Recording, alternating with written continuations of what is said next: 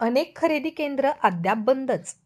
अनेक केंद्रावर व्यापाऱ्यांचा माल घेत असल्याचा आरोप. प्रकरणाची संपूर्ण चौकशी करा, शेतकरी नेते रविकांत तुपकर यांचा आरोप.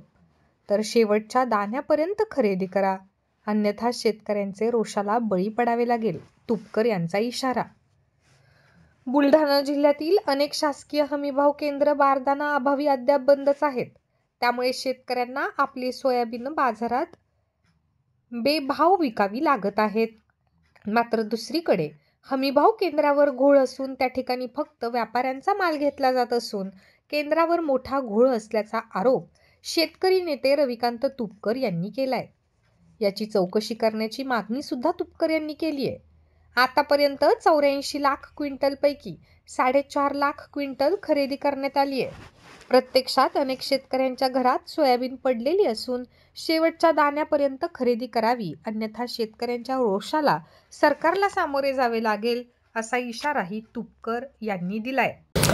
बुलढाणा जिल्ह्यामध्ये 59 खरेदी केंद्रांवर सोयाबीनची खरेदी सुरू आहे, परंतु यातले मॅक्झिमम खरेदी केंद्र सध्या बारदाना अभावी बंद आहेत. यामध्ये बुलढाणा जिल्ह्यात आतापर्यंत 84,074 शेतकऱ्यांनी नोंदणी केलेली आहे आणि आतापर्यंत फक्त 21,701 शेतकऱ्यांचा माल त्या ठिकाणी खरेदी करण्यात आलेला आहे. आणि आतापर्यंत 4,72,000 क्विंटल सोयाबीनची खरेदी झाली, परंतु मोठ्या प्रमाणामध्ये शेतकऱ्यांची खरेदी बाकी आहे आणि बारदाना उपलब्ध नाही.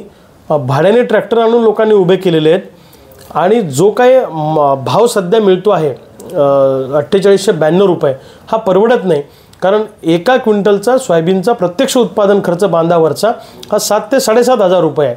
4892 रुपये भाव घेण्याकरता जर 15 दिवस आणि 8 दिवस जर भाड्याचे ट्रॅक्टर आणून जर लाईनमध्ये उभे करावं लागत असतील तर त्याचं भाडंसुद्धा आम्हाला द्यावं लागतं. ही सर्वस्वी चूक कुणाची आहे? आणि 15% मॉइश्चरची सुद्धा खरेदी करू असं मुख्यमंत्री महोदयांनी सांगितलं होतं, परंतु 10 ते 12च्या वर मॉइश्चर असल्यावर ते खरेदी करत नाही अशी परिस्थिती आहे आणि व्यापाऱ्यांचाच माल जास्तीत जास्त मोठ्या प्रमाणामध्ये खरेदी होतो. या खरेदी केंद्रांवर मोठ्या प्रमाणामध्ये घोळ आहे, भ्रष्टाचार आहे, हे मोठं स्कॅम आहे. याची पारदर्शकपणे चौकशी झाली पाहिजे. शेतकऱ्यांच्या नावाखाली व्यापाऱ्यांचा माल खरेदी केला जातो, टेबलाखालून पैसे घेतल्याशिवाय तिथं खरेदी होत नाही. अशा अनेक खरेदी केंद्रावर आम्ही उदाहरणं बघितलेली आहेत. त्यामुळे सरकारनं वेळीच लक्ष घातलं पाहिजे आणि शेवटच्या दाण्यापर्यंत आहे त्या परिस्थितीतला माल ताबडतोब खरेदी केला पाहिजे, अशी आमची मागणी आहे. अन्यथा सोयाबीन उत्पादकांच्या असंतोषाला सरकारला सामोरं जावं लागेल.